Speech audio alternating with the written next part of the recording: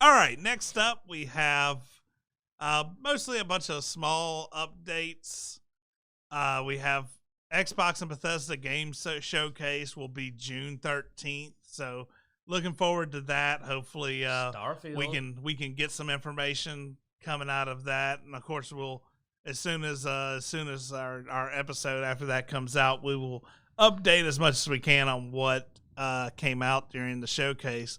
Hopefully, we'll hear about Starfield some more. I mean, there's already been some leaks on that. I did see an article today talking about that everybody may have gotten the next Elder Scrolls setting wrong, and that they had disproven the original thought of where it was going to be. I didn't really keep up on the new location, so I don't know what was originally. I'm not picky, dude. Elder Scrolls could be anywhere. It's Elder Scrolls, baby. But that does mean that there's maybe some more leaks coming out on Elder Scrolls, which we'll probably see at the showcase. At this point, I'm not too worried about leaks when it comes to Bethesda games because the showcase is so close. Just catch it at the showcase, and I don't have to worry about rumor this and rumor that and misinformation.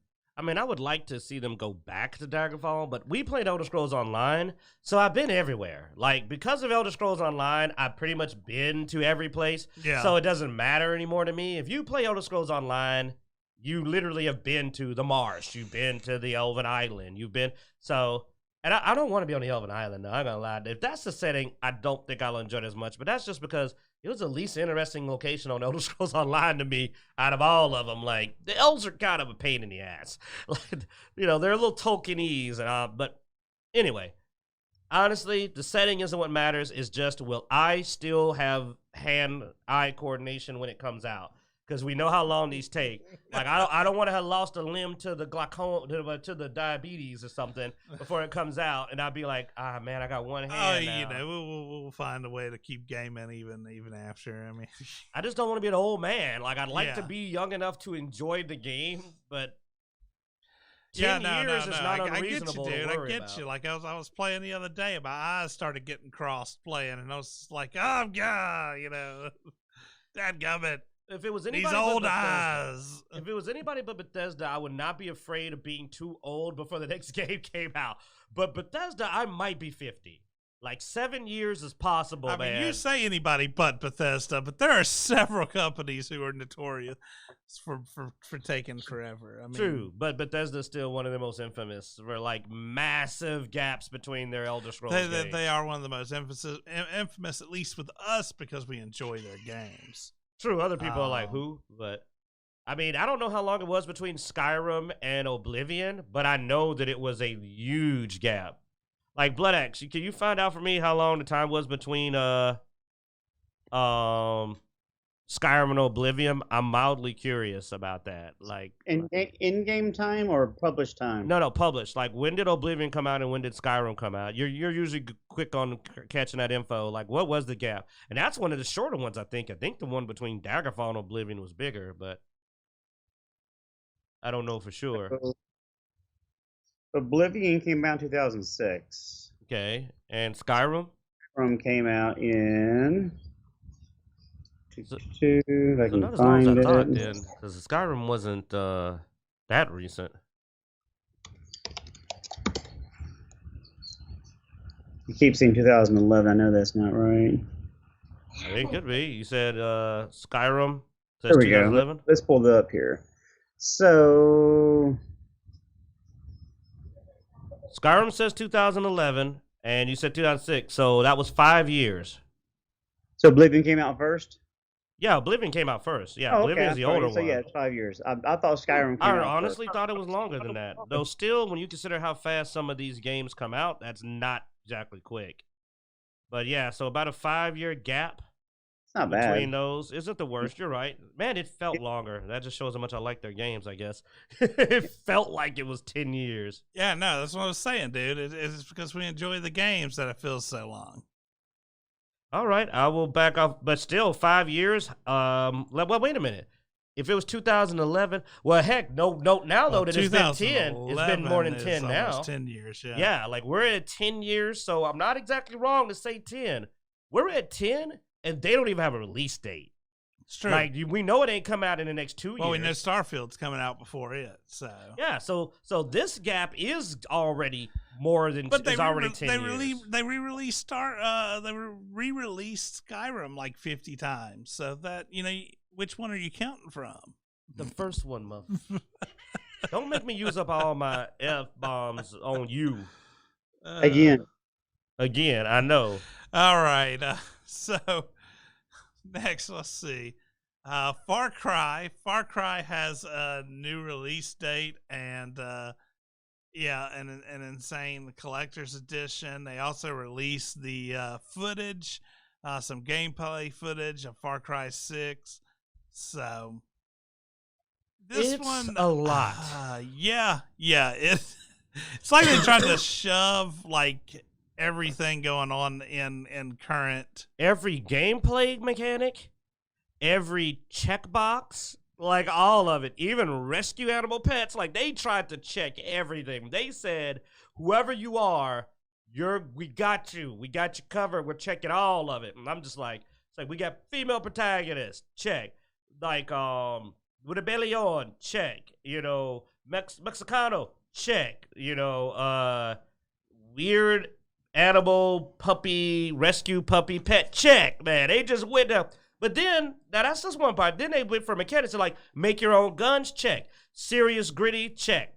Role play and using deception or using multiple tactics, check. The Macarena, check. As a weapon, check. Like, I don't know if this game is serious or funny because it goes up and down. Like, its tone is all over the fucking place. Far Cry's tone has always been all over the place. It's been sort of weird in the past. Well, they usually had some comedic elements, but this is a lot of all over the place. Yeah. I'll be honest. I originally enjoyed Far Cry because of its sniper rifle mechanics back in the early. Because I loved being able to use a sniper rifle and use it effectively in video games. And Far Cry did that. They've sort of gotten away from those style mechanics and gone really far out there. Like they are really grasping the far in their name by going far. They have a Boba Fett rocket jetpack, man. I mean, rocket backpack and a jetpack. I mean, they're just all over the place. I sworn I just turned it. Like I said, literally killing people with a frigging like CD launcher that plays the Macarena and kills people with like actual CDs. Like it's just. Now the interesting thing is the game mildly tickles my interest. I actually told Zeno, I said, I kind of want to play it, but I'm not going to lie. I'm about to get vilified, but unlike other people, I don't really get into female protagonists. That's just my reality. It is a loss of a selling point to me, but it's not a deal breaker, but it is a loss. Like, it did make me go, okay, not bad. The game looks fun. Though, like I said, I can't peg the tone at all. Like, I have no idea. There it is. There's the Macarena CD launcher. Yeah. And then, like, tuna cans was a weapon. And so, I mean, it's all over the place. But, yeah, there's the rocket, the Boba Fett rocket launcher pack. Swimming with the alligators. But, I mean, it looks well made. I feel like this is going to be one of two things. Either incredibly fun. And, like, even you will probably see me later on praising it, playing it, and going, oh, wow, it actually ended up being incredibly fun. Or it's going to be a hot mess. Yeah. But there is no 50-50. This is either going to be amazing, like all the greatest things put together that you could ever want in a game, or, oh, my God, that was like somebody put hot sauce and gravy on top of a banana sundae. Like, just a complete fail. I'll tell you this, if it comes out on Game Pass, I will absolutely play it. I don't think I'm going to pay $70, though. Not unless I get some endorsements, like after it's been out. I mean, I guess it is an Xbox exclusive, isn't it? It seems so. And if it is, then it's very It could likely, hit Game Pass. And if it hits Game Pass, y'all will see gameplay footage because it's worth the play. Like, there's no deal breakers. Like I said, I have my preferences, and that's not wrong or right. I don't care what anybody says. Everybody has their preferences on play. But a good game surpasses all of that. For example, I'll play any Metroid. They come out with a new Metroid game, man, I'm going to try to find a way to play it. I'll borrow it because I love it. So it obviously isn't a deal breaker. And also, I've been waiting for an Aliens game where I get to play as Ripley. That, like, I love Ripley. I want to play as her. Yeah. So anyway, October 7th, 2021, that is the release date. So, I forgot those guys were in it, man. That trailer was so wild. I forgot about the father and son. Like, that's how you know a game trailer threw you for a loop. The original trailers were those two, remember? It was the father and son. Is that a son or is that the girl? We live in a world where I don't know. I hate this world. We live in a world where I can't answer that. I fucking hate all of you out there. Everybody in the world. Every human being on this planet. If it's when she's younger, it's hard to tell when kids are younger, sometimes. Why did that have to even be something I can't answer? Anyway, I don't think so. I don't know. I could have sworn they said it was a son before, but who knows? Maybe. All I know is that originally they had the villain was just like, he's talking about ruling with fear and all of that, and there was that. Yeah. Now we have this other side, and honestly, they feel very disconnected, the tones, because the first one was very serious, almost like Scarface, Castro-style story. And this is just like guns, rocket backs, tanks. I can put a bulldozer scoop on the front of my hoopty, my Pinto and my deuce and a quarter with the nitro. What? I'm not making any of this up. I'm not. Watch the trailer. Don't you look at me like I'm making this up. You saw it. It's in there. So, which game's the real game? I thought we were going to be playing as a kid. Honestly, for the first few trailers, I thought we were playing as a kid, and you choose whether to be a tyrant or to be a rebellion. But now they seem to have... They didn't even show those characters. I don't know what the hell's going on. All right. Am I going crazy, or is this... We have two last things to talk about. Quick updates. BlizzCon has apparently gone online only. So... At least they're not gonna waste everybody's money to go to it again and then give them crap. Yeah, I mean, as miserable as the announcements have been at the last few BlizzCons, I heard it's expensive to go to BlizzCon too. So save some people some money. It's also probably, I wonder, they're probably claiming they did it for safety, but I think they did it because they didn't want another shit show. Because I don't know. I know the BlizzCon before last was bad, and then I think the last BlizzCon also didn't go well. They keep pissing off everybody that goes to the BlizzCon, and that's a bad thing that people keep going and leaving dissatisfied, especially with the cost. So going online, at least they can dodge that part. But unfortunately, I think the attendance is going to be crap. That's my prediction. I think the online cons have not, at least none of the ones I've heard about have been doing that well. I don't even know what the next BlizzCon is. I mean, it could be... There you go. And you played a lot of the Blizzard games. You're a Diablo guy and a WoW guy, and you don't even know. I don't keep up with BlizzCon though, because like you said, it's been pretty miserable the last few times. They tend to focus on the games nobody cares about, and then just they're mobile mention in passing the stuff that everybody is interested. So. Because they want to go full mobile, man. Blizzard's been pretty hard, not even that subtle about wanting to go full mobile for a while. Yeah. The last thing we're going to bring up is, now this one could be interesting, and that is Capcom is reportedly working on Dragon's Dogma 2 with the re-engine, which isn't surprising that they'll be using the re-engine because that tends to be what Capcom uses when they create new games, if they're not remastering or something. So anyway, it will be interesting to see. We had did that Dragon's Dogma cartoon ever come out? I think it did on Netflix, but I heard it was horrible. It had nothing to do with Dragon's Dogma from what I heard. Which is the one thing everybody was curious about because the game left you with so many friggin' questions. I really had hoped that the show would kind of wrap that up so that you could go to Dragon's Dogma 2 not horribly confused. Yeah. And apparently they just said, we're going to call this Dragon's Dogma.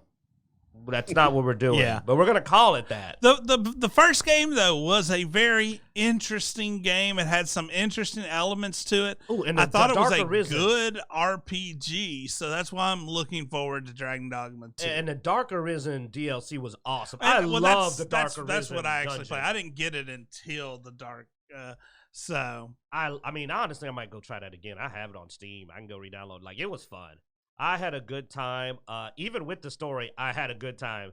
But wow, was it a weird experience story-wise. But the combat made up for it. I enjoyed the combat. it will be interesting to see if they do that. The pawns? The pawns again, yeah. I really wish the cartoon had explained that. I was so hoping to get some answers, man. I really wanted some answers about what was going on there. But hey, maybe Dragon's Dogma 2. I mean, I can't tell if there's pawns. Like, I'm looking, I can't tell just by looking if those were pawns. I do remember the good part about the pawn engines is that there was some really good ones people made. There was I used for the longest this one pawn that was based off of Morrigan from Dragon Age that was just an awesomely well-made pawn. I used to love going in there and seeing unique characters from anime and video games and stuff, and just like being like, wow, this is really kind of interesting to see what people put together. Mm-hmm. And weirdly enough, my pawn was popular, even though I didn't really make a particular one. But I also had like an optimized. My pawn was optimized, as you would imagine, for being very useful. So apparently that also worked. And people were like, this pawn is made to solve the problem of you're playing a character that doesn't have these abilities. He covers you, and all of that. But anyway, it was a fun game. We like to announce when games may be coming out in sequels that are looking good. Dragon's Dogma 2, I'm looking forward to it. Even though Capcom has not earned my favor with some of the decisions they made, the Resident Evil games have been very good. I think Resident Evil Village was awesome. I think Resident Evil 7 was awesome. The remakes have been pretty good, so they're on a roll. So I'm hoping they're not going to drop the ball here. Dragon's Dogma is another one of those games. So it's almost been 10 years since that game came out, man. It came out in 2012. I never expected a sequel to it because it was middling on its, But the reception was middling. Yeah. So I'm surprised that a sequel's coming out, but I'm happy. I'm definitely planning to snag it up. As long as it doesn't look too bad, it'll be something I even might get release day, full price. Like, I would not mind. I enjoyed the game enough that unless I see something that wards me off, unlike Far Cry 6, where I wouldn't grab it release day, I'd wait to see or play it on Game Pass, I'd buy Dragon's Dogma 2. Like, I probably trust it enough, as long as they don't change what I liked about it, to just snag it right off the bat. Well, I mean, it's going to be a while before it comes out, I think. We'll hear more. It's early in the... so, I mean, we're probably looking at 2023 before this comes out.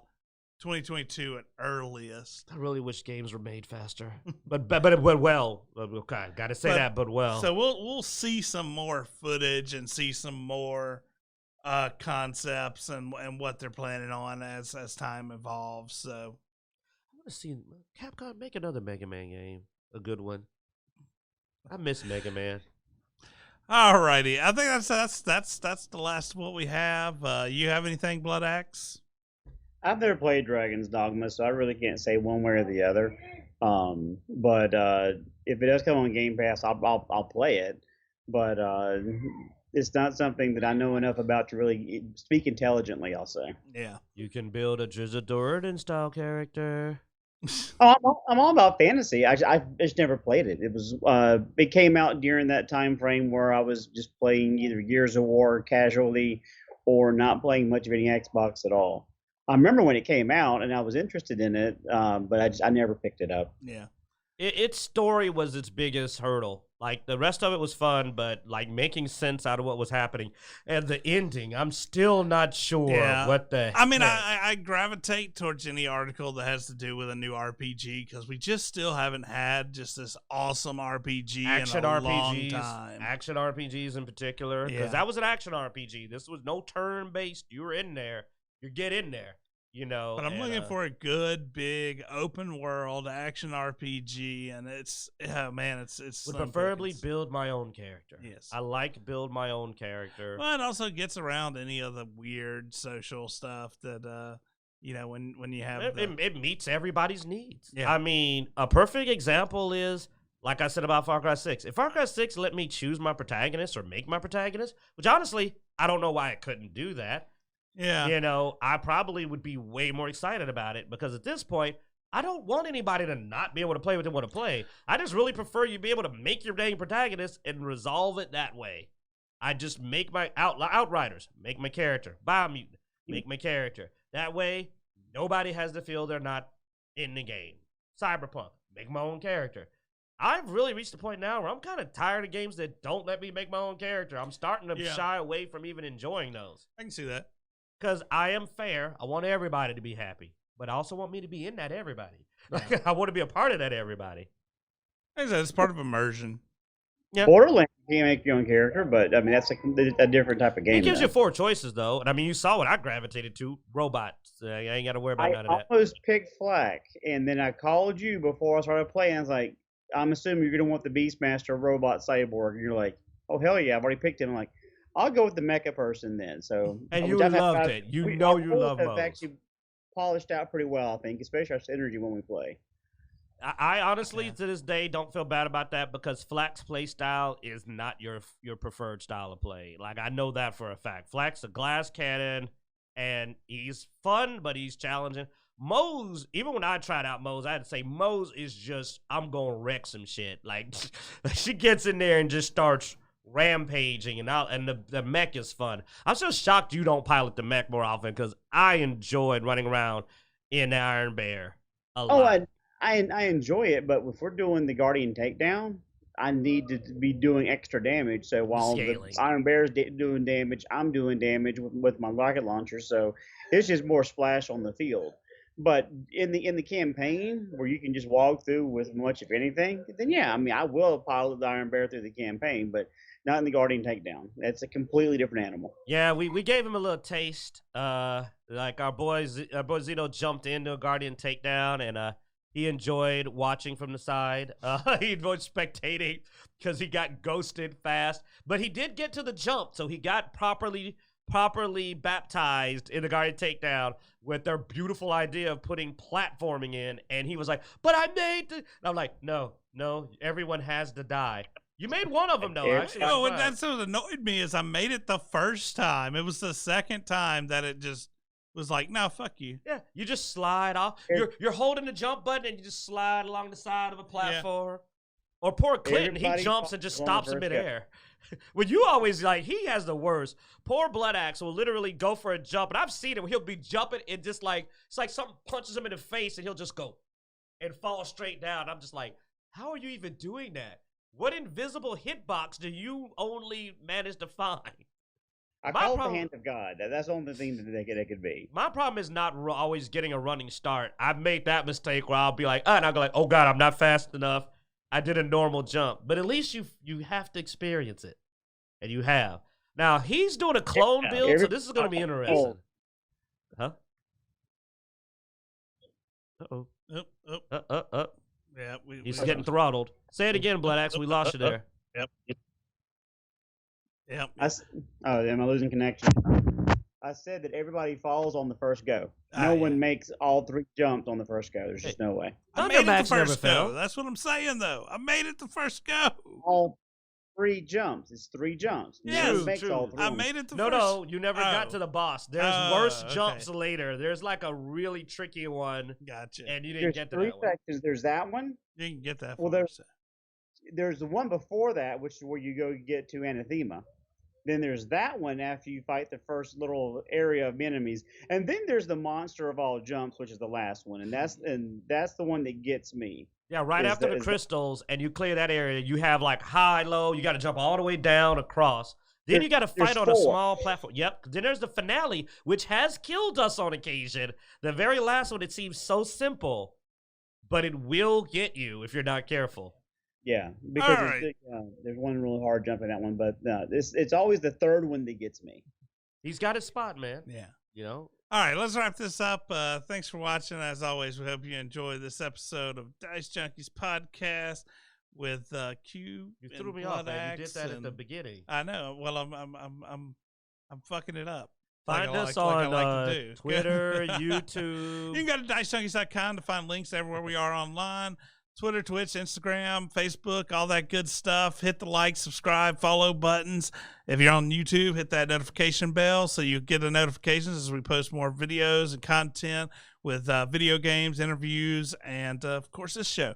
So be sure to check that out. And as always, thanks for watching. We hope you enjoyed.